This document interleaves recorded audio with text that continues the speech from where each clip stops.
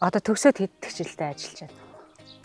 Одоо 2000 онд сургуулаа төгсөөл тэгэл мэргэжлэр ерөнхийдөө өдөө хүртэл ажиллаж байна да.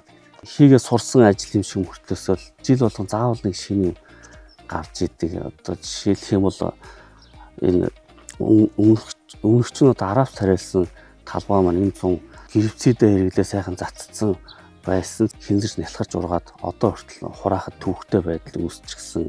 Өдрийн цагаар дулаанд хураах юм бол камбанда хүндрэлтэй тийм асуудал байгаад байна. Тэгэл тийм учраас одоо хөлдсөн шөнийн цагаар нь хураана гэсэн тийм тооцоотой байна.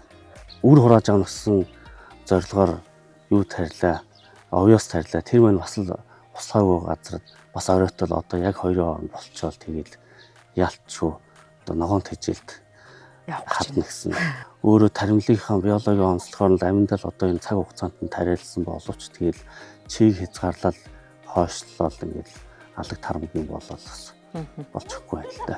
Манай энэ хавьдаа бол бусад их гантай газрыг бодгонд алаг цог орсон. Гэхдээ бол одоо ашигтай хурд тундсан нь бүр 8 сарын 7 үржиж нэг 12 мм орж тэгэл оройтсон борол боллоо.